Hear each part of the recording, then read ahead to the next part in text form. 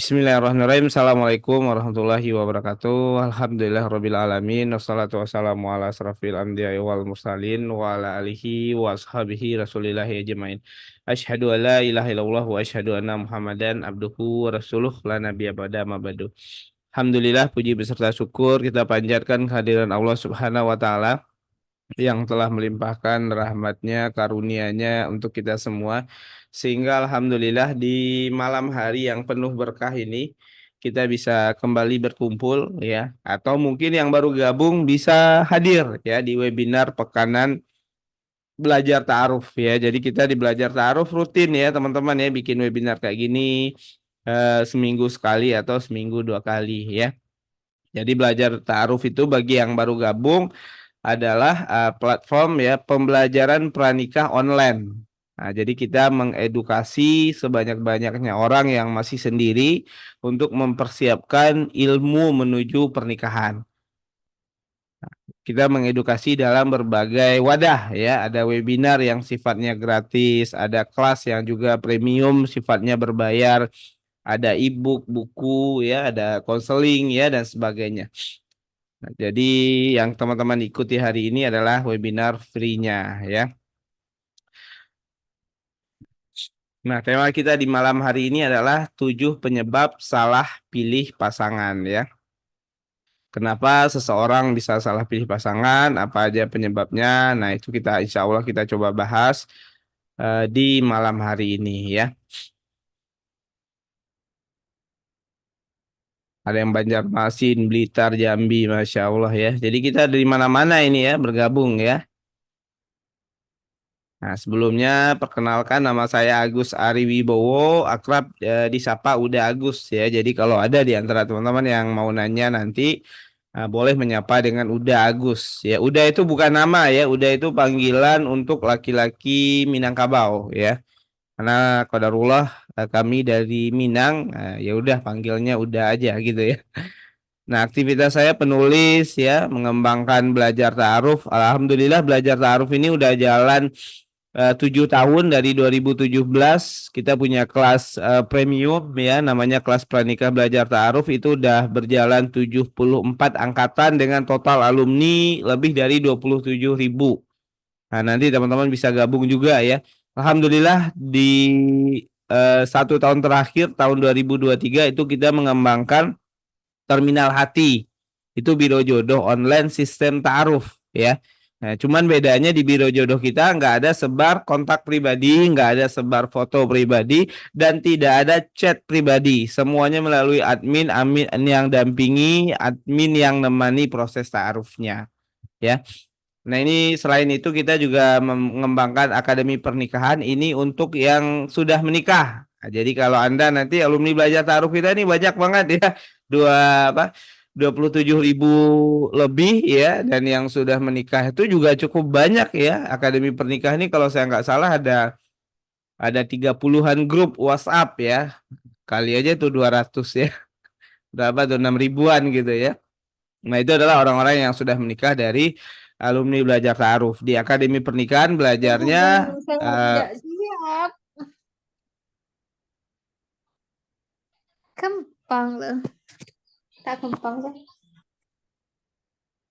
nah, di Akademi Pernikahan kita belajar ilmu parenting, kita belajar ilmu tentang suami istri gitu ya, dan juga konseling dan sebagainya. Nah, ini beberapa certified dan aktivitas saya lainnya ya. Nah, ini beberapa karya kita yang alhamdulillah terbit dan saat ini lagi dibuka nih pre-ordernya buku ta'aruf ya. Ada yang udah pesan belum nih ya? Nah, bagi yang belum nanti bisa pesan juga ya. Pre-order buku ta'aruf ya. Jadi ini buku panduan ta'aruf insya Allah ya.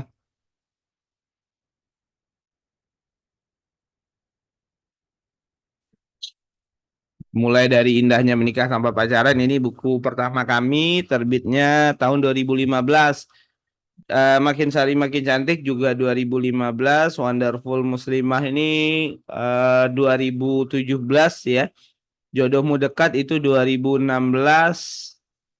Menuju halal ini kalau nggak salah 2018 sampai 2019 ya. Nah, ini yang terbaru ya, Ta'aruf ya. Ta'aruf ini di 2022 kalau nggak salah ya. 2022 apa 2023 gitu ya. Agar cintamu berbuah surga juga ya di 2023 awal kayaknya ya. Dan insya Allah ya ke depan juga akan terbit buku-buku selanjutnya, ada yang di Kuanta, Gramedia dan sebagainya. Nah ini ta'aruf khidbah nikah malam pertama ini khusus cowok ya, khusus laki-laki. Dan kayaknya ini udah nggak cetak lagi ya. Tapi insya Allah ya ke depan kita akan bikin lagi buku khusus laki-laki juga ya. Nah kita akan mulai ya. Menurut teman-teman ya, jodoh itu pilihan atau takdir ya. Boleh ya jawab di kolom chat ya. Kita bisa nggak milih jodoh itu? Atau memang jodoh itu emang udah Allah tetapkan, udah Allah takdirkan ya. Manusia itu nggak bisa milih lagi. Manusia nggak punya kuasa gitu ya. Nggak punya ruang untuk menentukan. Nah, menurut Anda gimana? Boleh share di kolom chat ya.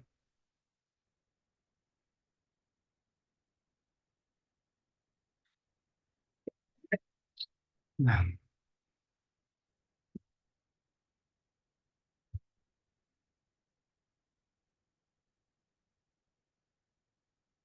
udah ada yang bagiin di chat pendapatnya, sharingnya. Jodoh adalah takdir dari ikhtiar sendiri, pilihan-pilihan ya. Banjarmasin hadir, alhamdulillah ya.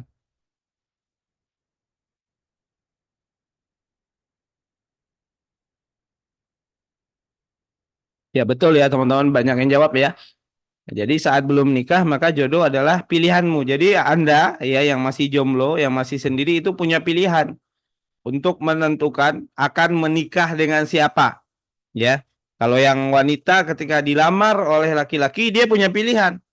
Pilihan buat apa? Buat menerima lamaran itu atau menolak lamaran tersebut. Nah, bagi laki-laki juga demikian.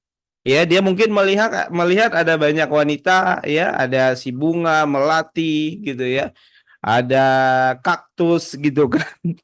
Ada mawar banyak nih. Dia memilih akan menikahi siapa. Jadi memang pilihannya ya. Jadi seorang wanita boleh menolak apabila memang dia nggak suka ya atau dia tidak serak dengan seorang laki-laki yang ingin menikah dengannya, yang melamarnya. Kalau di zaman sahabat Rasul ya kita pernah mendengar kisah di mana Salman Al Farisi melamar wanita dan lamarannya ditolak. Ya padahal Salman Al Farisi ini orang soleh ngelamar tapi tetap aja ditolak gitu ya. Ternyata itu hal yang dibolehkan. Sama halnya juga ya dilakukan ya oleh apa? Oleh Abu Bakar, Umar ketika meminang ya melamar putrinya Rasulullah ya, Fatimah radhiyallahu anha juga ditolak. Padahal ini sahabat Nabi ya, udah soleh gitu kan. Sahabat Nabi lagi dekat lagi gitu kan. Tapi tetap ditolak. Dan itu nggak apa-apa. Bahkan Rasulullah SAW sendiri ya Nabi Muhammad itu pernah ditolak oleh seorang wanita namanya Ummu Hani. Nah, jadi memang jodoh itu ya boleh ditolak, boleh diterima. Jadi keputusannya ada pada Anda. Ya, begitu juga Mas-mas ya, keputusannya ada pada Anda. Anda akan melamar siapa? Anda akan meminang siapa? Anda akan mendekati siapa? Anda akan memutuskan menikah dengan siapa? Nah, jadi adalah jodoh sesuatu yang bisa kita ya, yang bisa teman-teman ikhtiarkan memilih yang terbaik. Dan Allah Subhanahu wa taala ya sudah memberikan kisi-kisinya ada Rasulullah melalui Al-Qur'an dan juga As-Sunnah. Ya di surat An-Nisa ayat 79 misalnya disebutkan kebajikan apapun yang kamu peroleh adalah dari sisi Allah dan keburukan apapun yang menimpamu itu dari kesalahan dirimu sendiri. Ya. Seorang wanita didekati sama cowok, cowoknya ganteng, tampan, ya. Wah, keren nih cowok gitu kan. Tampan, ganteng, tinggi gitu ya, badannya six pack mungkin gitu ya, mempesona lah. Nah, tapi kurangnya si cowok ini nggak sholat, kerjanya malas-malasan, tukang rebahan. Si wanita karena ini orang ganteng, akhirnya dia memutuskan menikah dengan si cowok tersebut. Setelah menikah, pernikahannya bermasalah. Ya, si cowoknya nggak kerja, ceweknya malah yang suruh kerja. Ya, cowoknya selingkuh dan sebagainya, nggak sholat dan seterusnya. Nah ini yang salah siapa? Apakah yang salah takdir Allah gitu kan? Apakah si wanita boleh mengeluh, wah ini karena Allah nih, Allah mentakdirkan saya menikah dengan laki-laki brengsek gitu misalnya ya, dengan laki-laki nggak bertanggung jawab gitu. Ternyata bukan, itu adalah kesalahan dirinya sendiri. Ya, Allah Subhanahu wa taala katakan keburukan apapun yang menimpamu itu ada dari kesalahan dirimu sendiri. Termasuk juga dalam hal perjodohan gitu ya. Ketika menerima menikah dengan seseorang lalu pada akhirnya bermasalah, ya itu salah Anda sendiri, bukan salahnya Allah gitu ya. Bukan nyalain takdir gitu ya. Ya mungkin karena Anda nggak telaten, nggak teliti dalam mengenali sebelum akhirnya menikah dengan orang tersebut. Atau mungkin ada hal-hal yang menggiurkan. Seperti mungkin dia ganteng, dia ngomongnya bagus gitu ya, tapi akhlaknya nol, Anda nggak perhatikan. Di surat A'rad ayat 11 ya, Allah Subhanahu wa taala juga berfirman yang artinya sesungguhnya Allah tidak mengubah nasib suatu kaum hingga mereka mengubahnya sendiri. Ya, jadi memang dalam hal ini nasib berjodohan kita, pernikahan dan sebagainya itu adalah buah dari ikhtiar kita. Bagi Anda yang masih sendiri, masih jomblo, ikhtiar Anda yang pertama adalah bagaimana menemukan jodoh yang terbaik. Anda jalani dengan cara yang terbaik, prosesnya yang terbaik juga. Dengan ta'aruf, tidak dengan pacaran, tidak dengan maksiat. Anda sudah menikah dengan orang yang bagus agamanya, bagus akhlaknya, Anda menikah dengan ta'aruf, Anda tidak pacaran, itu bukan berarti pernikahan Anda pasti akan lancar-lancar jaya saja, enggak. Kenapa? Karena akan ada lagi tuntutan ikhtiar selanjutnya. Yang kedua, tuntutan ikhtiar merawat jodoh tadi. Yang pertama menemukannya, yang kedua adalah merawatnya. Ini dua hal yang berbeda, ilmunya beda, caranya beda, perjuangannya beda. Ya, drama-drama yang akan dihadapi juga berbeda.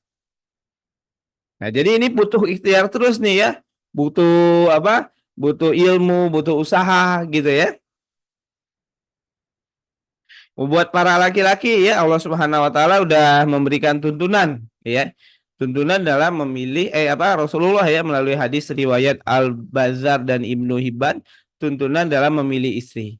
Kata Rasulullah apa? Maka hendaklah memilih istri yang beragama Islam.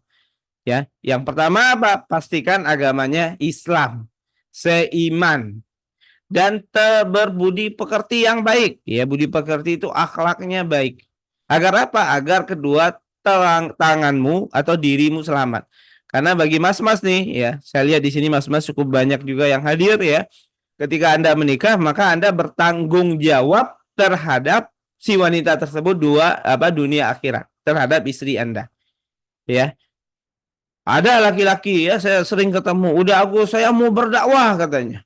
Ya. Cara berdakwah gimana? Saya akan menikahi wanita yang jauh dari agama. Nanti setelah menikah saya ajak hijrah, saya didik, saya bina gitu ya. Saya ajak ngaji, saya ajarkan menjadi menjadi wanita Islam yang solehah gitu ya. Nah, kira-kira gimana tuh menurut teman-teman ya? Nah, boleh nggak tuh begitu ya? Gimana, ada nggak yang punya niat kayak gitu juga ya? Jadi ada dia menikah, lalu setelah menikah wanita yang jauh dari agama ini katanya setelah menikah didakwahi. Wah, menurut teman-teman gimana? Saya mau nanya nih ke teman-teman ya. Boleh tapi banyak PR ya.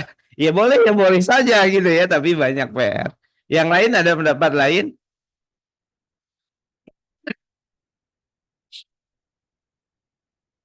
Ya satu orang aja ya. Makasih Mas ya.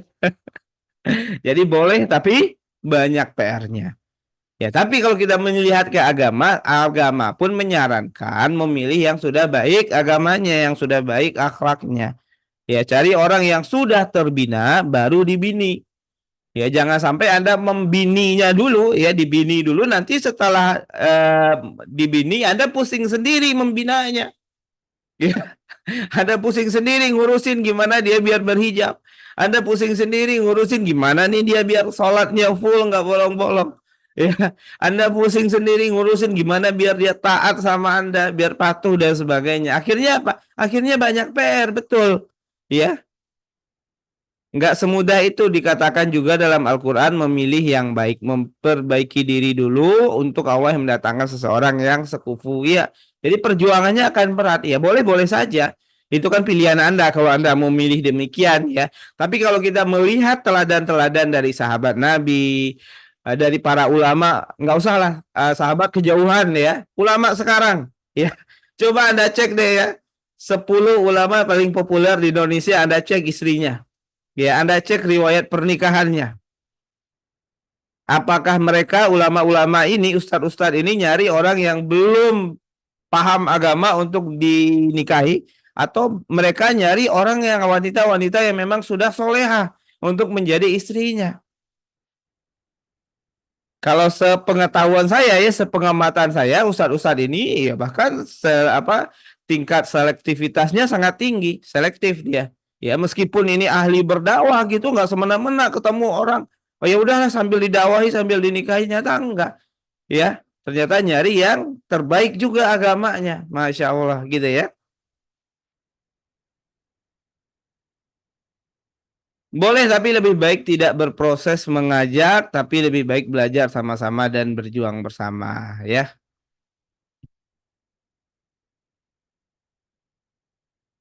Nah, wanita biasanya dinikahi karena 4 hal. Ini udah populer hadisnya ya. Yang pertama karena hartanya, yang kedua karena kedudukannya, yang ketiga karena parasnya, ya, dan yang keempat adalah karena agamanya. Maka hendaklah kamu pilih karena agamanya atau keislamannya. Sebab kalau tidak demikian niscaya kamu akan merugi. Ya, ini juga dalil ya bagi para laki-laki dalam memilih wanita.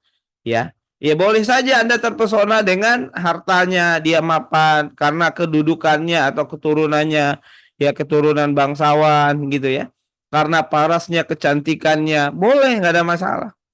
Tapi dalam memutuskannya karena apa? Karena agamanya. Lihat agamanya, ya. Nah, sekarang kita coba lihat ya, 7 penyebab kenapa sih orang salah pilih pasangan ya. Nah, yang pertama ya. Nah, ini yang sering saya temui ya. Saya alhamdulillah ya itu mendampingi proses ta'aruf hampir tiap hari ya di terminal hati dan belajar ta'aruf ya.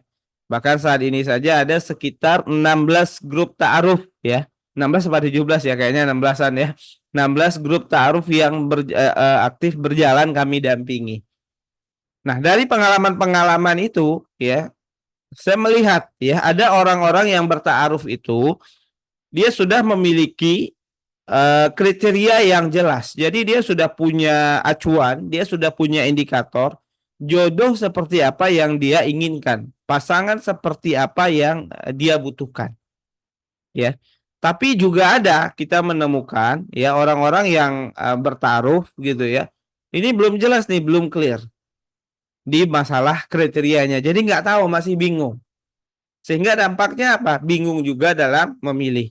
Dan salah satu dampak buruknya juga ya berpotensi untuk salah pilih pasangan. Ya. Nah, maka penting teman-teman semua agar nggak salah pilih jodoh. Yang pertama apa? Memiliki kriteria jodoh yang jelas. Menetapkan kriteria jodoh.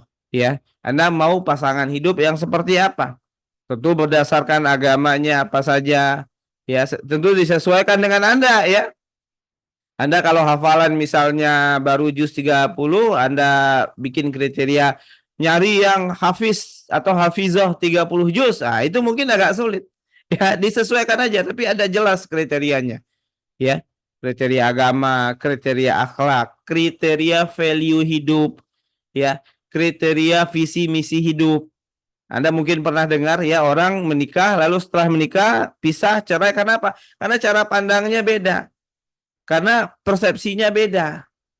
Karena visi misi hidupnya beda. Bukan karena mereka kurang soleh, bukan karena mereka kurang soleha. Ya, tapi karena value dan nilai hidupnya mungkin yang berbeda. Dan ini banyak terjadi. Maka perlu juga untuk mengulik, menggali visi hidup Anda sendiri. Ya, misalnya nih seseorang yang memiliki visi hidup atau visi misi mau menjadi entrepreneur. Ya, menikah dengan seorang yang visi misi hidupnya dalam pikirannya cara cari uang misalnya ya, kita dari satu topik uang misalnya itu dengan karyawan ya bekerja, itu akan sulit nyambung dalam perjuangannya, dalam perjalanannya ya. Yang entrepreneur, yang bisnis ketika jatuh bangun kata pasangannya apa? Tuh kan saya bilang kerja aja, emang susah kalau jadi pengusaha gitu ya. Kenapa? Karena cara pandangnya beda dari awal. Tapi kalau cara pandangnya sama dari awal, sama-sama semangat entrepreneur, sama-sama berjiwa pengusaha gitu ya, mereka akan menikmati perjalanan jatuh bangunnya. Itu contoh ya. Belum lagi dalam hal lain ya, kesekufuan ya, tadi ada yang nyebut ya, kesekufuan dan sebagainya. Dan juga apa namanya, memastikan kriteria jodoh ini sudah dibicarakan dengan orang tua. Nah, banyak nih orang tua nih terjadi ya salah komunikasi antara anak dan orang tua. Anak pengennya A, orang tua pengennya B. Nggak nemu ya. Akhirnya apa? Akhirnya konflik, akhirnya berantem. Nah, kenapa kok konflik? Kenapa kok berantem? Karena mereka nggak duduk ngobrol, jarang ngobrol, ya, jarang ngopi bareng gitu ya. Jarang saling mendengarkan. Maka perlu ya dalam menyiapkan kriteria jodoh duduk bareng sama orang tua, ya. Libatkan orang tua, tanya, "Mama pengennya menantu yang seperti apa? Papa pengennya menantu yang kayak gimana?" Anda juga sampaikan, "Kalau saya pengennya begini. Kalau saya harapan saya seperti ini." Jadi orang tua tahu harapan Anda juga tahu harapan orang tua. Nanti tinggal dikolaborasikan. Kalau misalnya ada perbedaan dan sebagainya bisa dimusyawarahkan, dicari titik temunya. Ya, jadi itu ya menetapkan kriteria jodoh. Yang kedua adalah malas memantaskan dan meningkatkan kualitas diri, ya. Nah, orang-orang yang nilainya 9, orang-orang yang nilai dirinya 8, kemungkinan besar mereka akan nyari orang yang nilainya 8 atau 9 juga. Nah, sementara ada seseorang misalnya nilainya di 3 tapi berharap dapat 9, ya agak sulit. Ya, kecuali ada keajaiban gitu ya, kecuali yang 9 ini khilaf terpaksa gitu atau gimana gitu ya. Atau mungkin ada suatu tragedi tertentu ya seperti apa? Kisah cintanya si Siti Nurbaya ya. Bapaknya punya utang gitu kan yang harus dilunasi dengan menikahi, kan ada tragedi tertentu. Ya, sehingga ketidaksekufuan itu bisa terjadi menikahnya, ya. Yang tua banget gitu ya, udah banyak istri, menikah sama gadis gitu ya. Tapi kalau dalam kondisi normal ya agak sulit.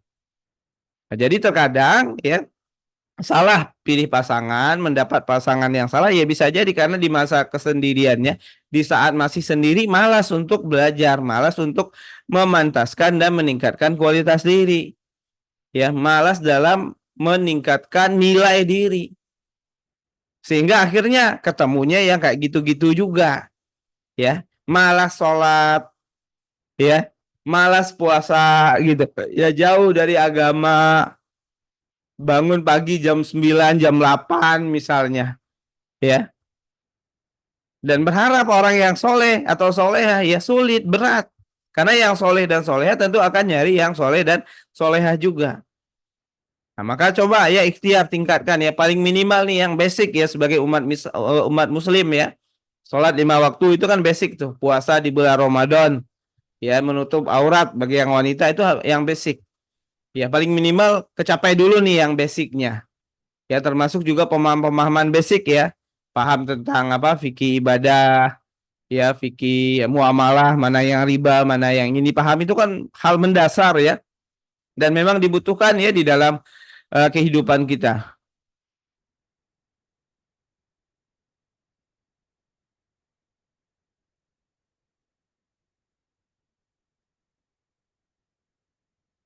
Nah, jadi begitu ya. Jadi coba tingkatkan atau pantaskan diri ya, baik dari sisi agama, pengetahuan, wawasan, skill dan sebagainya.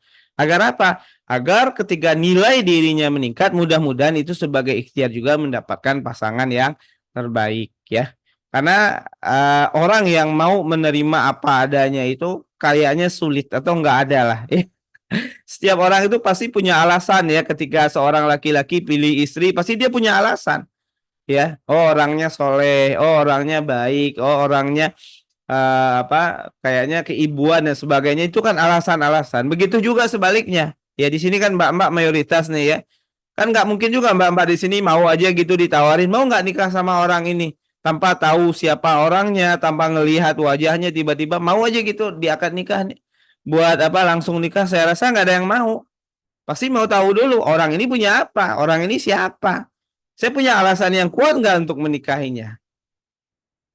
Nah, meningkatkan dan memantaskan diri, ya meningkatkan kualitas diri itu sebagai apa? Ikhtiar bagi Anda agar orang lain punya alasan yang kuat untuk menikahi Anda. Orang lain itu punya alasan yang kuat untuk memperjuangkan Anda. Bahkan ketika ditolak sekalipun dia kayaknya mau aja ngejar gitu ya. Kenapa? Karena alasannya kuat, dia tahu ada nilainya, ada value yang dimiliki. Nah, yang ketiga, menjalani proses ta'aruf yang keliru. Ya, ini kalau nggak salah tadi siang ya, saya baca di kolom komentar, itu ada yang komentar, saya udah ta'aruf katanya, tapi kok saya nggak dilamar-lamar. Ya, nah, ini agak lucu ya, ta'aruf tapi kok nggak dilamar-lamar. Nah, kemungkinan besar ta'arufnya udah lama itu ya. Nah, ini hal yang keliru kadang terjadi dalam proses ta'aruf. Yang pertama, menjalani ta'aruf belum siap menikah. Ya, makanya ta'aruf berjalan setahun 2 tahun bahkan gitu ya, tapi nggak lamar-lamar, nggak dinikah-nikahi. Ya sama kayak orang pacaran. Yang kedua, ta'arufnya tanpa perantara, jadi langsung berdua, chat berdua, teleponan berdua, ketemuan berdua, ya. Nah, ini juga menjadi penyebab terkadang ya ta'arufnya jadi keliru. Yang ketiga, ta'arufnya nggak jelas batasan waktunya. Nah, kalau kita di belajar ta'aruf dan terminal hati itu kita batasi ta'aruf itu waktunya 3 bulan, maksimal banget 5 bulan. Ya, jadi idealnya 3 bulan. Kalaupun ada ngaretnya, ada masalah dan sebagainya gitu ya, atau mungkin ada hal-hal yang membuat agak lama gitu ya, maka kita kasih toleransi sampai 5 bulan. Misalnya salah satu pasangan yang kita dampingi ta'aruf ya di bulan apa Januari kemarin ya, itu mereka ta'aruf dari awal Januari. Cuman karena masalah pekerjaan, ya karena dia beda provinsinya cukup jauh ya, itu baru bisa nazor di bulan Maret, ya. Nazor pertamanya baru bisa di bulan Maret. Ya harusnya, ya idealnya kan di bulan Maret itu udah selesai tuh nazor-nazor dan sebagainya. Ya, jadi dia ta'aruf Januari, Februari, Maret mestinya sudah ada keputusan lanjut atau enggak nikah. Nah, tapi karena qadarullah nih urusan pekerjaan dan sebagainya, maka kita kasih kelonggaran, waktunya diperpanjang. Ya. Jadi mereka ta'aruf di Januari, tukar CV, diskusi di grup tanya jawab. Februari ini kosong nih, nggak ada kegiatan ya, nggak ada aktivitas di grupnya. Nah, baru Maret nanti mereka mengagendakan waktu untuk nazarnya.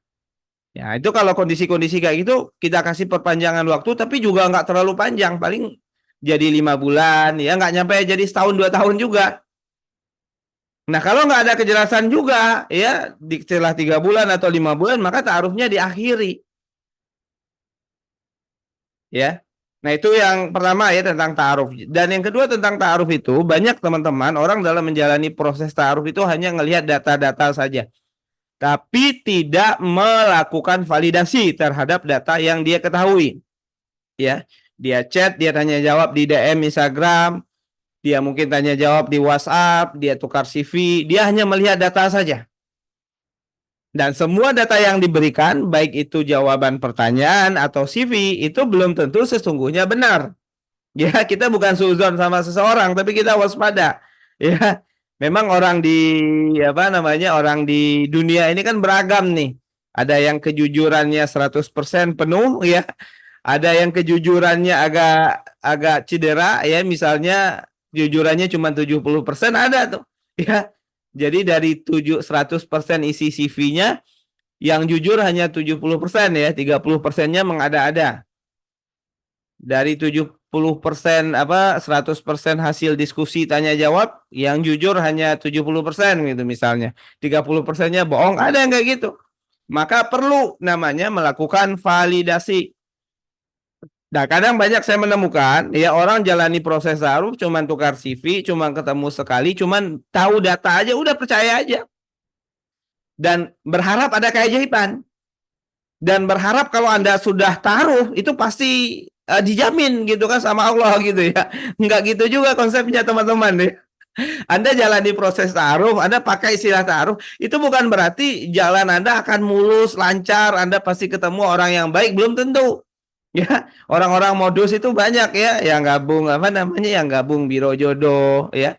Apalagi biro jodoh gratisan, ini banyak penipu tuh ya isinya. Kenalan-kenalan minta pulsa, kenalan-kenalan minta kirimin duit ya. Kalau sekarang kan banyak ya, berkedok taruh itu banyak. Kalau lihat di Facebook ya, ada di grup Facebook itu, grup Facebook taruh, judulnya taruh. Pesertanya ratusan ribu, banyak. Taruhnya itu mereka kenalan aja di inbox. Ya. Banyak tuh yang ngeluh ya, karena kita mengembangkan biro taruh juga, jadi kita riset ya. Jadi semua biro jodoh yang ada di sosial media kita kumpulkan datanya dan sebagainya, kita lihat ya. Ternyata ada yang model-model begitu ya, di grup ngumpul apa chat gitu kan. Ya kalau nggak penipuan uang, kalau nggak mesum. Padahal judul besarnya di grupnya adalah ta'aruf. Nah, jadi nggak semua yang ta'aruf itu ya. Oh, ini udah pasti aman semua, belum tentu. Maka perlu yang namanya validasi. Nah, validasi itu apa? Untuk menguji kebenaran data yang ada di CV. Di CV dia bilang sholatnya 5 waktu sehari semalam. Maka ini Anda perlu validasi. Caranya gimana? Anda datang ke masjid di kantornya. Anda tanya ke teman-teman kantornya, betul nggak dia sholat? Anda datang ke masjid dekat rumahnya atau musola dekat rumahnya. Atau kalau yang wanita, Anda bisa minta tolong ayah Anda atau saudara laki-laki Anda datang ke ke RT ya, ke desa ya, ke masjid dekat rumah si laki-laki. Datang aja subuh sholat sana. Lihat ada nggak dia sholat di sana. Atau tanya ke pengurusnya. Ada nggak orang ini, liatin fotonya misalnya. Ada nggak orang ini yang rajin sholat. Kalau dia memang rajin sholat di masjid, ya insya Allah hafal, saya yakin. Ya. Insya Allah imam ya, imam masjid, pengurus masjid itu akan hafal. Kenapa? Karena jamaah yang sholat berjamaah itu biasanya itu aja. Ya, sholat jamaah 5 waktu ya. Kalau Jumat memang banyak membludak gitu ya. Tapi kalau 5 waktu itu rata-rata ya. Ini tempat saya nggak tahu tempat Anda ya. Tapi saya rasa sih sama aja mungkin ya. Misalnya tempat saya itu rata-rata paling banyak lah ya, sholat subuh itu di 2 sampai 2,5 saf. Ya, kadang ada cuma 1 saf gitu ya. Nah, begitu juga dengan sholat-sholat yang lain ya. Paling yang agak lumayan ramai banyakan itu di maghrib biasanya. Tapi pas udah isya turun lagi jamaahnya. Nah, akan ketahuan kok mana orang yang memang rajin. Ya, yang kenapa? Karena kan itu aja orangnya kan kelihatan. Oh, yang ini mah sering kata imam masjidnya tuh. Kalau memang dia rajin. Ya itu namanya validasi data. Ya, jadi dalam menjalani proses taruh, Anda tahu datanya, maka yang kedua Anda perlu melakukan validasinya agar nggak salah pilih pasangan. Ya. Karena kalau bikin CV yang bagus gampang ya, suruh chat GPT mungkin bisa ya, bikin CV yang menarik, yang bagus gitu kan. Pakai Canva didesain bagus-bagus bisa. Tapi data-datanya perlu untuk divalidasi. Ya, dia bilang dia kalau marah itu dia istighfar gitu kan. Kalau marah itu dia langsung berwudu gitu ya. Kan ada tuh kalau lagi taruh diskusi tentang mengelola emosi. Itu perlu Anda validasi. Betul nggak kayak gitu? Perlu divalidasi. Perlu dikenali lagi. Betul nggak kayak gitu? Benar nggak kayak gitu? Atau cuma katanya doang? Ya, nah validasinya gimana? Nah, maka ada tuh ikhtiarnya A, B, C, D dan sebagainya, ya. Nah, yang keempat juga ya penyebab orang salah pilih pasangan biasanya karena terburu-buru ingin menikah, ya. Jadi menyegerakan menikah boleh, ya, tapi terburu-buru jangan. Oh, pokoknya pengen segera, ya. Ngelihat teman udah nikah, pokoknya kalau bisa besok akan nikah gitu kan. Nah, itu terburu-buru, ya. Atau kadang baru diajak ta'aruf ya sama seseorang di DM misalnya, Anda udah berpikir nanti nama anak saya siapa ya gitu ya. Anda udah berpikir di pelaminan dengan dia gitu ya. Kalau orang terburu-buru kan kayak gitu ya. Nah, ketika udah terburu-buru biasanya fokus hanya kepada kebaikan orang. Udah kok dia baik orangnya ya. Kenapa? Karena Anda terburu-buru pengen menikah. Ya, jadi terburu-buru jangan ya. Atau mungkin dulu ada quote yang begitu rame ya. Kalau kalau ketemu laki-laki yang serius suruh ngelamar gitu kan. Saya ada setuju dan ada tidak setujunya dengan quote itu gitu ya. Kenapa? Karena kalau disuruh lamar padahal Anda belum kenal dia entah siapa, ya nggak ngeri itu. Ya, risikonya besar. Ya, jadi kalau ada laki-laki yang ngajak ta'aruf, yang mau menikahi, menunjukkan keseriusannya, yang tepat ajak ta'aruf dulu, bukan suruh langsung dinikahi, ya. Nah, lalu yang kelima adalah terlalu mudah yakin dengan hal yang baru terlihat dari luar. Ya, Anda baru tahu dikit, Anda udah langsung yakin aja, udah ini bagus, ya. Dan ini sering kami temukan. Bahkan ada dulu itu yang bercerita ya di DM Instagram, dia cerita. Dia taruh katanya. Ya, taruhnya kita tanya, taruh berapa lama? Baru 3 hari. Ya, di mana taruhnya? Di DM Instagram. Jadi dia beda provinsi gitu. Ya, katanya mau nikah. Oh, udah yakin. Mau nikahnya kapan? 3 tahun lagi. Jadi Anda bayangkan gimana caranya ada orang bisa yakin mau menikah padahal baru kenal lewat DM Instagram 3 hari. Ya, langsung yakin dan komitmen mau nikah 3 tahun lagi. Itu kan kacau. Itu kan mungkin Anda baru ngelihat di luar, di postingannya banyak quote-quote Islami mungkin ya. Langsung terpesona, wah kayaknya orangnya soleh gitu ya. Atau kayaknya orangnya solehah nih. Ya, dia kayaknya fotonya di majelis ilmu terus gitu kan. Nah, ini perlu hati-hati juga ya. Nah, yang keenam, mudah jatuh cinta dan baper. Nah, ini juga kadang jadi salah satu penyebab salah pilih pasangan ya. Karena belum apa-apa udah baper duluan ya. Belum apa-apa udah jatuh cinta duluan ya. Karena kalau Anda sudah jatuh cinta sama seseorang dan Anda melakukan aktivitas-aktivitas mencintai, ya melakukan investasi ya. Karena kan polanya cinta itu gini, awalnya jatuh cinta, Anda baper nih awalnya.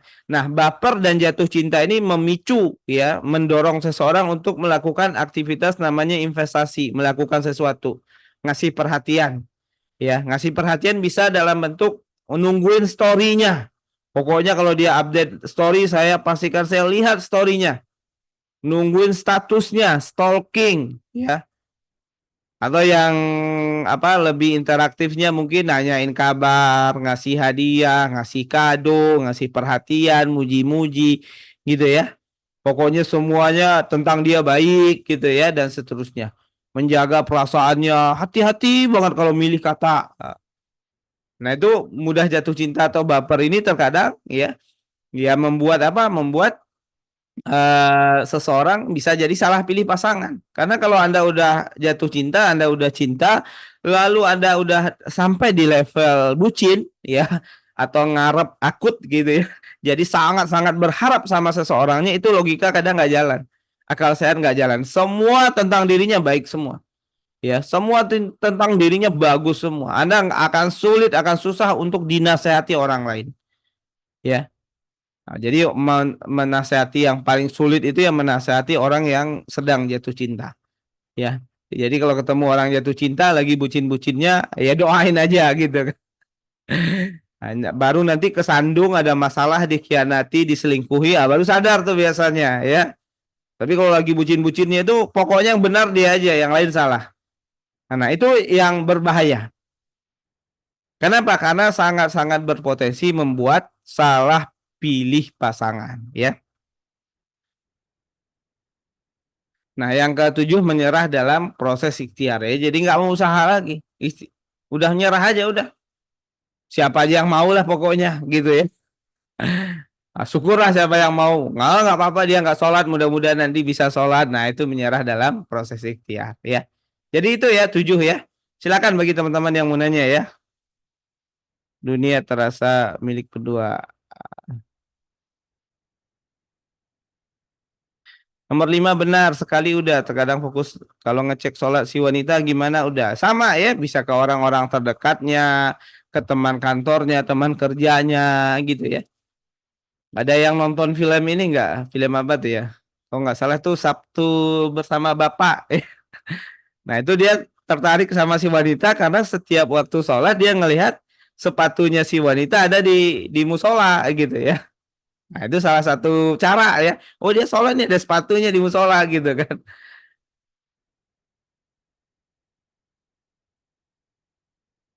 Nah, ini pembelajaran bagus nih ya. Jadi ada pertanyaan, apakah wanita juga boleh memilih? Karena notaben wanita harus menunggu. Boleh. Terus Nah, nama perempuan. Nah, ini bisa teman-teman catat ya dari Mas Randi. Nama perempuan yang mengajukan diri ke Rasul Khawlah binti Hakim atau Ummu Syuraik, tapi jadinya dengan sahabat Rasul yang mengajukan dirinya ya. Jadi boleh ya.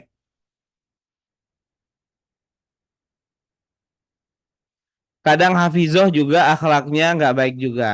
Nah, jadi makanya ya kita melihat agama baik seseorang itu tiga ukurannya teman-teman ya. Yang pertama adalah dari ibadah ritualnya. Yang sifatnya ritual apa? Sholat, bacaan Quran, hafalan itu sifatnya ritual. Ya. Yang kedua adalah dari pemahamannya, wawasannya, pengetahuan tentang agama. Dan yang ketiga adalah dari akhlaknya. Jadi tiga. Ya, jadi tiga ukuran agama seseorang itu bagus. Jadi tiga-tiganya mesti dicek. Ada nggak orang yang hafal Quran, tahu banyak tentang hadis, tentang dalil, ya bahkan ustadz tapi akhlaknya buruk, ada nggak? Ya ada, teman-teman sering dengar ya ada oknum ustadz yang melakukan pelecehan dan sebagainya gitu ya. Berarti dia dalam hal ritualnya bagus ya karena dia tinggal di pondok pesantren ya sudah pasti sholatnya rajin, pemahamannya ya bagus juga dia ustadz kan. Tapi yang buruk apa? Akhlaknya. Nah, jadi mesti tiga ya. Ibadah ritualnya diperhatikan, pengetahuannya diperhatikan dan akhlaknya juga ya. Tapi jangan hanya mengandalkan akhlak juga. Nah, kayak orang-orang liberal zaman sekarang ya. Oh nggak penting agama, nggak penting dia sholat apa enggak, yang penting kelakuannya baik. Nggak gitu juga konsepnya kalau kita apa di Muslim ya. Di luar kan banyak tuh ya pendapat-pendapat yang begitu. Buat apa dia rajin sholat tapi mesum gitu kan? Buat apa dia hafal Al-Quran tapi mesum gitu misalnya. Ya carilah yang rajin sholat, yang hafal Al-Quran tapi akhlaknya juga bagus ya. Jadi jangan dipisahkan gitu kan? Nah, jadi begitu ya. Ini ada pertanyaan ya. Nah, sebelum pertanyaan nih ya, kabar gembira buat teman-teman ya. Karena seminggu lagi itu kelas pranikah belajar ta'aruf akan dimulai. Nah, bagi teman-teman yang belum daftar, yang belum gabung nih, boleh banget ya buat gabung sekarang ya. Nah, saya infokan ya sebelum kita tanya jawab, menjawab pertanyaan saya infokan tentang kelas apa pranikah belajar ta'aruf ya. Mungkin di antara teman-teman ada yang mau join. Nah, kita belajar bareng lebih intensif lagi dan juga ikhtiar ya, sekaligus ikhtiar dalam menemukan jodoh. Karena kita ada biro jodohnya teman-teman ya. Ada biro jodohnya khususnya mas-mas nih ya. Kalau mau ikhtiar menemukan jodoh, ayo ya kita dampingi. Insya Allah ya. Jadi nggak hanya Anda aja yang berdua-duaan ya, tapi kita dampingi ya. Jadi alhamdulillah saat ini sedang dibuka program belajar ta'aruf plus bergabung biro ta'aruf ya. Yang keangkatan ke-75. Teman-teman dapat apa aja? 2 kali live Zoom, worksheet menemukan keunggulan diri ya. Termasuk juga di sini kita belajar meningkatkan kualitas diri. Mengenali ekspresi diri, ya ini emosi ya. Anda kalau lagi marah gimana dan sebagainya di bagian ini nih kita pelajari ya. Nah, ini nanti insya Allah akan mulai pekan depan. Tepatnya 10 Februari jam 8 sampai 22 itu 2 jam kita akan belajar konsep dasar ta'aruf. Kita akan belajar alasan kenapa mesti ta'aruf ya. 6 checklist sebelum memulai ta'aruf, 7 indikator apakah memutuskan lanjut menikah atau tidak, itu akan kita pelajari. Termasuk cara bikin CV.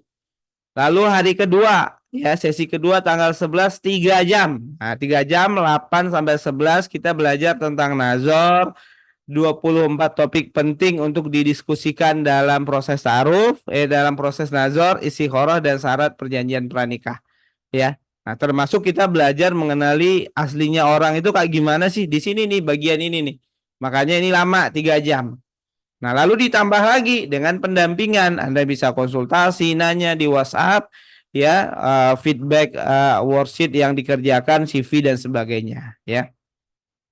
Ya, alhamdulillah yang udah nikah banyak, ya, yang mendapatkan kebaikannya banyak. Nah, ini mereka-mereka yang sedang menjalani proses ta'aruf. Ini tahun 2023 akhir ya. Saya belum update yang bulan Januari, ya. Ada. Jadi kayak gini teman-teman yang mau jalani proses ta'aruf gambarannya kayak gini tuh di grup ya. Jadi kita dampingi. Ini nazar kayak gini nih. Ya, nazarnya nih di tempat makan ya. Nah, ini proses apa nih khidbah. Nah, jadi dari ta'aruf ke khidbah. Ini juga ini udah ya 28 Januari udah akad kemarin alhamdulillah. Ini bulan depan akadnya 25 Februari ya. Maret juga ada insya Allah yang akad. Mei ada juga yang akad ya. Maret 2 apa 3 gitu yang akad. Jadi alhamdulillah ya ada yang menemukan ikhtiar menemukan jodohnya lewat kita ya. Dan ada juga yang belajar di sini tapi ketemunya tempat lain, ta'arufnya dengan didampingi orang tuanya juga ada. Ya, itu banyak juga ya. Ini yang tahun lalu ya 2023 ya. Nah, jadi begitu teman-teman semua ya. Jadi kalau teman-teman lihat di biro jodoh online itu biasanya mereka ada yang mencantumkan foto. Ya, Anda bayar tuh misalnya di posting data Anda, foto Anda dicantumkan, email Anda dicantumkan, alamat Instagram Anda dicantumkan, WhatsApp Anda dicantumkan. Jadi kalau ada yang mau ngajak taruh langsung chat ke Anda. Ya, langsung berdua kan begitu. Ya, kalau kita enggak. Ya, jadi di Instagram ini Anda bisa lihat ya. Itu tidak ada foto, tidak ada kontak pribadi, semua melalui proses admin. Jadi data privasi Anda sangat aman dan terjaga. Orang nggak tahu kalau Anda lagi ikut biro jodoh, ya. Nah, yang bisa mengajak Anda hanya sesama member, ya, yang udah kita pastikan udah ikut belajar ta'aruf, sudah paham ilmunya. Yang bisa mengajak Anda orang yang mau kita menjalani proses ta'aruf melalui pendampingan kita. Ya, jadi saya dan istri langsung yang dampingi. Nanti kalau Anda mau bawa keluarga juga boleh ya, karena ada beberapa member kita itu yang pas di grup ta'aruf dia bawa kakaknya, ada yang dia bawa orang tuanya, nggak ada masalah ya. Nah, jadi begitu ya. Nah, silakan nanti teman-teman semua bisa daftar ya. Untuk pendaftarannya itu mulai dari 50.000 untuk belajar saja ya. Jadi kalau Anda mau daftar sekaligus dengan biro jodohnya nanti ada pilihannya ya. Pilihannya itu jadi 97.000. Silakan daftar ya. Mau daftar ilmu belajar saja silakan, mau sekaligus dengan ikhtiar jadi membershipnya juga silakan ya. Nah, sifat keanggotaannya kita sifatnya selamanya, selama terminal hati ini masih ada. Ya, jadi selama terminal hati masih eksis, masih aktif, Anda belum ketemu jodoh misalnya, Anda masih boleh ikhtiar di kita. Meskipun mungkin udah setahun lewat, udah 2 tahun lewat gitu kan. Tapi kita doakan nggak sampai selama itu ya. Nah, kalau yang lain itu ada yang bayar per minggu ya, ada yang 100.000 seminggu, ada yang per bulan, ada yang bayarnya per tahun gitu ya. Kalau kita enggak, Anda cukup sekali saja dan itu pun juga sangat-sangat mudah dan bersahabat ya. Biayanya 97.000, silakan teman-teman bisa daftar ya. Itu linknya saya bagikan, nggak harus transfer sekarang ya. Nanti transfernya sebelum tanggal 10 aja ya. Itu linknya saya bagikan. Nah, sekarang kita mau jawab pertanyaan yang masuk. Apakah memilih atau melamar seseorang sama halnya dengan bagaimana kita melamar dan memilih pekerjaan? Ya, ada sama, ada tidaknya. Ya, dibilang ada sama ya karena mungkin memperhatikan proses-proses agamanya. Kalau Anda nyari kerjaan kan gitu ya, nyari yang halal, nyari yang memang di pekerjaan itu tidak melalaikan Anda sama Allah. Untuk hal-hal itunya sama. Tapi kalau dalam konteks lebih detailnya tentu beda ya. Yang satu ngelamar orang, satu ngelamar kerja tentu beda ya. Kalau misal taruh via Zoom satu kali aja, apakah bisa menentukan baik buruknya seseorang? Nggak bisa. Ya. Gimana Anda bisa menilai seseorang hanya lewat Zoom saja? Anda bisa menilai seseorang baik dan buruk itu ketika Anda menyelam masuk ke dalam kehidupannya. Maka di sana proses penjajakan itu penting. Anda cari tahu dari orang terdekatnya, Anda cari tahu ini bapaknya siapa, kakeknya siapa misalnya. Itu lebih mendalam lagi. Makanya orang-orang tua kita ya itu menasehatkan kalau nyari pasangan hidup lihat bibitnya. Nah, bibit itu maksudnya ngelihat dia itu anak siapa. Bapaknya itu anak siapa, kakeknya siapa. Nah, jadi begitu ya. Nggak bisa Anda lihat Zoom gitu kan, ketemu Zoom Anda langsung ketemu tahu orangnya kayak gimana. Ya sulit ya, kecil kemungkinannya ya. Boleh balik ke slide sebelumnya, udah mau saya SS yang mana tuh ya? Saya baru baca ya. Udah bisa tolong slide ke poin 1 sampai 6. Oke, siap ya. Mana 1 sampai 6 ya.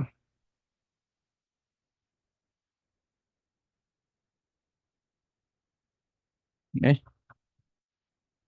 oke. Nah ini ya silakan mau screenshot silakan. Assalamualaikum warahmatullahi. Afwan mau bertanya, apakah saat menolak ikhwan yang berniat serius nikah, namun kita masih ragu dengan dia karena pas ditanya alasan tujuan nikah hanya menjawab untuk ibadah dan menyempurnakan agama dan bilang jalani saja dulu menurut orang tuanya, ya. Nah, coba didiskusikan hal lain, ya. Karena kalau ditanya hanya itu saja, ya, itu jawabannya nggak salah, ya betul gitu kan. Tapi Anda tentu perlu melihat hal lain tentang dirinya. Ya, jadi gitu ya. Jadi dalam proses ta'aruf Anda nggak buru-buru terima orang buat nikah, tapi Anda juga nggak buru-buru nolak orang. Ya, kadang ada ya, Anda tanya satu pertanyaan, Anda nggak serak, ya Anda langsung akhiri. Padahal kalau Anda kenali lebih dalam, ternyata orang itu pribadinya bagus, ya mungkin agamanya baik, akhlaknya baik, gitu ya. Jadi saran saya ya kalau ada waktu nanti Mbak belajar ilmu ta'arufnya nanti tinggal dipraktekkan. Ya jadi pertanyaannya nggak cuma satu tapi banyak ya. Aktivitas ta'arufnya nggak hanya satu. Assalamualaikum, udah saat ini saya sedang ta'aruf dengan ikhwan. Saya sudah memberikan nomor kontak wali, kemudian ikhwan meminta nazar. Kira-kira apa aja yang harus ditanyakan? Nah itu kita bahas tuh nanti ya. Masya Allah ini bagus banget nih kalau Mbak ikut join belajar ta'aruf ya. Karena calonnya udah ada, ambil paketnya yang belajar aja. Nah, apa aja yang mau didiskusikan nih? Ada 24 ya. Mbak tinggal contek aja udah ya, nggak usah pusing-pusing mikir lagi ya. Cuma kalau 24 ini kita bahas malam ini bisa selesai jam 1 ya. Nah, jadi silakan daftar kelasnya ya. Nah, ini bagus banget nih udah ada calon, udah mau nazar, udah ya Anda daftar ya. Lalu nanti termasuk cara-cara nanyanya biar nggak tersinggung juga kita bahas di kelas ya. Linknya saya bagikan di kolom chat ya, silakan daftar ya. Kalau misalnya ikut biro jodoh tapi orang tua belum merestui, boleh nggak cuma daftar aja? Ikut yang belajar aja. Ya, kalau Anda ikut biro jodoh belum direstui, ya nggak usah ikut. Ya mungkin orang tua tidak mengizinkan Anda nyari jodohnya lewat biro jodoh gitu ya. Karena kalau di biro jodoh kan berarti Anda kenalnya dengan orang asing ya. Orang yang memang baru Anda kenali dalam kehidupan Anda. Ya, mungkin orang tua maunya Anda nikah dengan teman, dengan orang yang udah kenal lama ya. Ikut belajarnya aja ya. Jadi belajar ilmunya aja. Kan ada paket belajarnya aja itu 50 ribuan ya. Assalamualaikum Kak, bagaimana cara mengajak ta'aruf duluan bagi wanita? Katanya laki-laki itu ilfil sama perempuan yang mengejar duluan. Ya katanya, kata siapa? Nah, jadi ini sudah divalidasi belum ya? Jadi perlu ya validasi itu perlu. Katanya laki-laki ilfil sama perempuan yang ngejar duluan. Ya, bedakan mengajak ta'aruf dengan ngejar-ngejar itu dua hal yang berbeda. Ya, yang pertama konsepnya mengajak ta'aruf itu bukan menyatakan perasaan. Jadi Anda ngajak ta'aruf bukan bilang, "Mas, aku suka sama Mas. Mas, aku sayang loh sama Mas. Aku udah memendam cinta sama Mas." Bukan kayak gitu. Ya. Yang kedua, mengajak ta'aruf ada pendampingnya, ada perantaranya, ya. Tadi ada yang mendiskusikan di kolom chat ya, sebagaimana yang dilakukan oleh Ummul Mukminin Khadijah saat mengajak Rasulullah. Ada perantaranya namanya Nafisah, ya sahabatnya Khadijah. Nah, yang disampaikan apa? Ajakan ta'aruf, ya dengan nanyain dia udah siap nikah atau belum. Kalau dia udah siap nikah, tanyakan juga mau nggak ta'aruf dengan si fulana, si perantara nyebut tuh nama Mbak. Ya. Nah, kalau misalnya si orang laki-lakinya mau, ya sudah lanjut. Kalau laki-lakinya nggak mau, ya udah ya ikhtiar dengan yang lain, gitu ya. Nah, itu nggak ada masalah ya. Yang laki-laki ilfil mungkin ngejar-ngejar Anda chat dia, Anda kasih kode ke dia, Anda caper ya, Anda cari perhatian ya, Anda tebar pesona saat ketemuan ya. Anda pagi-pagi Anda masakin, Anda kasih ke dia gitu ya. Pokoknya Anda dekatin lah PDKT. Ya, itu yang ngejar-ngejar ya, beda konsep ya. Jika ikhwan itu belum bisa sholat berjamaah di masjid, hanya sesekali saja. Tapi sholat 5 waktu, apakah itu baik untuk jadi pilihan ya? Yang mendasar dalam Islam kan sholat 5 waktunya dijalankan. ya. Nah, itu hal paling mendasar gitu ya. Tapi kalau Anda mau nyari yang berjamaah dan sebagainya itu lebih ke selera aja ya. Anda harapannya kayak gimana gitu ya. Assalamualaikum Ustadz, mohon izin bertanya. Beberapa bulan lalu saya belum jadi menikah karena tidak mendapat restu akibat adat weton. 3 bulan setelahnya laki-laki ini menikah. Ustadz, berjalan 3 bulan pernikahan laki-laki menghubungi saya menginginkan untuk menikah siri dengan saya. Rasanya ingin membuktikan pada ayah saya kalau saya bisa bahagia dengan dia Ustadz. Namun saya tidak nyaman Ustadz jika masih berhubungan karena takut terjerumus ke perselingkuhan. Nah, ibu si laki-laki membolehkan untuk poligami, tapi saya belum berani cerita ke orang tua karena orang tua tidak membolehkan anaknya poligami. Nah, bagaimana Ustadz sebaiknya dilakukan? Blokir nomornya. Ya, dia udah nikah, nikahnya baru 3 bulan, gitu ya. Itu laki-laki, ya. Sekeren-kerennya laki-laki, ya, yang mampu mapan buat poligami, tidak ada yang poligami dalam 3 bulan tuh nggak ada. Ya. Itu mah lagi-lagi nggak move on ya. Ngapain Anda menghadapi orang yang nggak move on? Jadi blokir nomornya, tegaskan ke dia bahwa jangan mau berhubungan sama dia. Karena ketika Anda berhubungan sama dia, berinteraksi dengan dia itu udah jatuhnya selingkuh. Jadi bukan belum apa di sini kan takut terjerumus ke perselingkuhan. Nah, itu udah terjerumus sebenarnya. Ya, orang sudah menikah, dia udah punya istri, ya, dia chat Anda, WhatsApp Anda untuk hal-hal yang berkaitan dengan perasaan, dengan hati, maka jatuhnya udah keselingkuh. Kalau dia mau poligami, jalani dengan syariat yang betul. Dia minta izin ke istrinya, dia datang dengan istrinya bersama menemui Anda dan orang tua Anda, bukan ngechat. Tapi mungkin nggak itu terjadi, ya, saya rasa istrinya pun nggak akan mengizinkan ya. Baru 3 bulan loh ya. Masa baru 3 bulan suami tiba-tiba minta poligami, aneh banget ya. Nah, ini penting juga buat mbak-mbak ya. Menikah dengan orang yang sudah move on. Kenapa? Karena ketika Anda menikah dengan orang yang belum move on ya jadinya kayak gitu. Anda sudah sah menikah dengan dia tapi pikirannya masih sama yang lain. Ya, secara kertas, secara agama Anda pasangan sahnya, tapi di hati dan pikirannya ingin nikah sama yang lain, melakukan hal-hal yang di luar logika, siri aja dulu nggak apa-apa dan sebagainya. Ya, coba dipertimbangkan ya. Anda nikah siri, Anda punya anak, anak Anda tuh nggak punya apa kewarganegaraan yang jelas loh. Ya, anak hasil dari pernikahan siri nggak bisa ngurus akta, nggak bisa masuk ke kakak juga nggak bisa.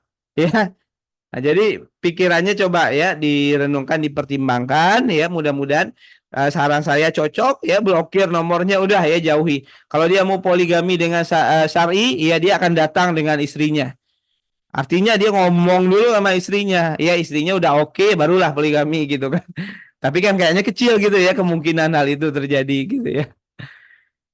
Udah, saya tertarik belajar ta'arufnya saja, namun semisal untuk saat perlu pendampingan bisa ya. Jadi Anda belajar saja, nanti kalau butuh pendamping dan sebagainya ya bisa ya.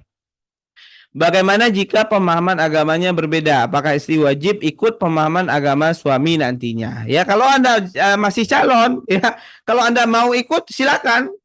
Kalau menurut Anda pemahaman agamanya nggak sesat gitu ya, nggak salah gitu ya. Tapi kalau menurut Anda itu salah atau keliru, Anda nggak mau ikut, ya sudah nggak usah nikah sama dia. Anda cari orang yang pemahaman agamanya sama dengan Anda atau pemahaman berbeda tapi Anda bisa ikuti. Ya. Karena dalam Islam kan pemahaman banyak ya. Bisa jadi menurut yang satu boleh ibadah ya, bagi yang lain malah bid'ah ya. Contohnya gitu misalnya ya. Nah, dan itu sering terjadi, bisa jadi konflik ya dalam kehidupan rumah tangga ya.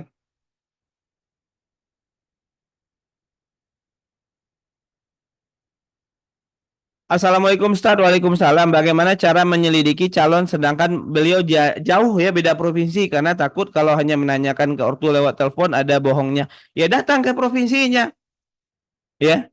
Misalnya ya teman saya nih beberapa tahun yang lalu dia tinggal di DKI Jakarta. Ta'aruf dengan akhwat dari Jawa Timur. Itu ayah ya, ayah si akhwat dari Jawa Timur ya. Itu jauh-jauh ke Jakarta naik kereta nginap ya untuk mengenali teman saya ini. Dia datang ke rumah teman saya, dia datangin tetangga teman saya gitu ya. Sampai 3 sampai 5 rumah dia kunjungi buat nanya-nanya. Jadi datangin, jadi nggak ada, jadi sama aja kok ya. Jadi Anda mau beda provinsi, mau beda benua, prosesnya sama. Yang membedakan ongkosnya.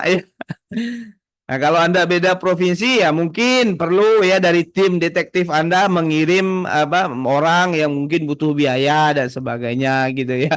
Ada ongkos transport ya dan sebagainya. Udah saya sudah taruh Desember lalu karena saya mempunyai hutang pendidikan yang cukup banyak, dia lalu bilang tidak cocok dan karena dia sudah mempunyai rumah di daerah cukup jauh dari rumah saya, dia pun sudah memiliki anak satu usia 3 tahun gender laki-laki. Usia saya 27 tahun dan usia dia 31 tahun. Saya siapnya setelah lebaran tapi karena nazar satu udah selesai dari pandangan laki-laki seperti apa saya atau ada ketertarikan lainnya apakah dia punya perimbang saya sebaiknya menunggu atau usai ya kalau dia udah bilang nggak cocok berarti usai ya boleh nggak menyatakan ketidakcocokan itu saat habis tukar CV boleh saat habis nazar satu juga boleh ya nazar 10 kali misalnya di nazar ke-10 baru ketemu nggak cocoknya boleh nggak boleh ya jadi diakhiri aja ya kalau udah nggak cocok ya. Udah izin tanya, apakah wajar ada perasaan ragu terhadap calon yang sudah dipilih dan bahkan saat ini sedang dalam masa ta'aruf dengan calon? Ya kalau Anda masih ta'aruf berarti Anda masih milih, ya. Jadi ta'aruf itu kan proses untuk memilih. Ya kenali. Jadi wajar kalau Anda dalam ta'aruf ya. Jadi gini ya, Anda dalam proses ta'aruf berarti Anda belum memilihnya. Memilih itu nanti ketika dalam proses ta'aruf Anda menemukan kecocokan, dalam proses ta'aruf Anda yakin, Anda nggak ragu lagi, baru memilih. Ya. Nah, jadi kalau dalam masa proses ta'aruf kan masih masa pengenalan, ya itu wajar ragu. Jadi kalau nggak cocok akhiri, cari tahu sedalam-dalamnya. Ya. Buka mata, buka telinga selebar-lebarnya, ya. Ragu di sini karena saya terpikir apakah dia yang terbaik atau ada yang lebih baik lagi ya. Maka ukurannya kriteria jodoh ya. Jadi kalau ada nggak yang lebih baik dari dia? Bisa jadi ada dan pasti ada. Ya cuman pertanyaannya yang lebih baik dari dia itu mau nggak sama Anda kan gitu. Ya. Makanya balik lagi nih ke kriteria jodoh yang ngukur juga dengan kepantasan diri. Ya. Karena setiap orang pasti ada yang lebih baik dari dia. Nah, cuman kan pertanyaannya orang yang lebih baik dari dia itu mau nggak sama kita kan gitu. Udah saya sering menasihati akhwat kalau pengen tahu si calonnya itu tanya dulu pada tetangga dan orang terdekat. Tapi rata-rata akhwat bilang malas cari tahu, takutnya banyak ditanya nggak suka ke si ikhwannya. Terus apakah aku harus menasihatinya lagi? Yang nanya bukan akhwatnya biasanya, karena kalau akhwatnya itu kan memang ya di dalam syariat pun ya kalau kita lihat sahabat Nabi, ulama itu bukan wanitanya. Wanita-wanita zaman dulu itu teman-teman kan di rumah ya, dipingit gitu ya, nggak keluar pun di rumah aja gitu. Nah, yang cari tahu itu tugas walinya, ayahnya, ya. Udah bagaimana kalau pesertanya pernah punya ta'aruf akhirnya menikah, tapi nggak lama akhirnya mau mengungkapkan untuk ta'aruf lagi hanya dengan teman kerja yang dengan perantara. Kemudian ada nggak peserta ta'aruf yang sudah pernah pengalaman dalam rumah tangga gagal dan akhirnya dengan biro jodoh ini dibantu sampai menikah dan merawat jodohnya bertahun-tahun. Ya kalau sampai bertahun-tahun ya belum ya. Kita kan biro jodohnya baru ada setahun ini ya. Jadi dulu itu teman-teman belajar ta'aruf itu hanya fokus edukasi saja. Fokusnya belajar saja, ngajarin orang tentang cara ta'aruf, ya. Tapi kita juga bantu pendampingan ya, meskipun kita nggak apa namanya, nggak formal ya, nggak resmi gitu ya. Jadi kalau ada minta dicari ini kita cariin. Nah kita baru resmi membuka apa, membuka biro jodoh itu baru di 2023, ya. Nah ada nggak yang apa, yang sudah pernah menikah gitu ya, lalu akhirnya menikah lagi ada ya dan nikahnya nanti di bulan Maret ya, belum nikah ya, tapi mereka cocok ya. Jadi itu sama-sama single parent ya. Yang wanita itu cerai mati, yang laki-lakinya cerai hidup ya. Nah, jadi mereka ta'aruf dan akhirnya alhamdulillah cocok gitu ya. Dan ini unik juga karena yang wanitanya mbak-mbak ini itu post bio datanya di terminal hati itu kalau nggak salah bulan April apa Maret ya 2023. Dan ajakan ta'aruf ke dia baru datang, baru hadir di bulan November. Ya, bulan November mereka bertaruh dan akhirnya cocok dan insya Allah nikahnya di Mei nanti ya. bulan awal Mei lah ya. Nah, jadi kita doakan ya semoga pernikahannya langgeng ya. Nah, itu baru ya yang pertama ya. Assalamualaikum Ustadz, Afwan izin bertanya. Saat duduk di bangku kuliah saya sering melihat teman saya dulunya cuek, tapi akhir-akhir ini dia agak aneh tingkahnya. Diam-diam sering ngeliatin saya. Terus pas ujian kebetulan seruangan. Nah kan lagi sumpek-sumpeknya tuh. Dia tiba-tiba menghibur saya dengan caranya sendiri secara elegan. Tapi terkadang saya resih gitu dengan sikapnya. Nah, sikap saya harusnya gimana? Cuek aja. Ya karena memang dalam Islam kan nggak perlu ada khalwat ya dengan lawan jenis ya. Jadi nggak perlu ada hubungan interaksi khusus. Jadi hal-hal kayak gitu dicuekin aja. Ya kecuali kalau dia menyatakan niatnya buat taruh, nggak apa-apa diseriusin. Kalau ngasih-ngasih kode doang gitu ngapain ya? Biarin aja dia sibuk sendiri ya. Udah jika nazar satu sempat usai beberapa lama, apakah bisa langsung masuk ke nazar dua? Lalu tahapan nazar dua itu, nah ini detailnya nanti di kelas belajar ta'aruf ya, karena ini agak cukup rumit pembahasannya ya. Silakan ya gabung ya di belajar ta'aruf, nanti kita bahas detailnya kayak gimana. Kalau ikut kelas sama biro jodohnya bisa nggak memilih kriteria wilayahnya ya bisa ya karena kita kasih fasilitas, kita kasih data, Anda yang pilih. Ya, Anda mau pilih dari mana aja selama membernya ada, Anda ajukan ke admin. Ya, jadi prosesnya gitu ya. Jadi ada datanya, nanti kode-kodenya lah ya. Lalu Anda yang pilih, Anda yang ajukan ke admin ya.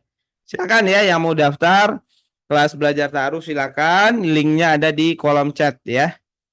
Nah, karena udah jam setengah 10, kita cukupkan sampai di sini ya. Mudah-mudahan bermanfaat. Terima kasih atas perhatiannya. Mohon maaf atas segala kekurangan. Wabillahi taufik wal hidayah. Assalamualaikum warahmatullahi wabarakatuh.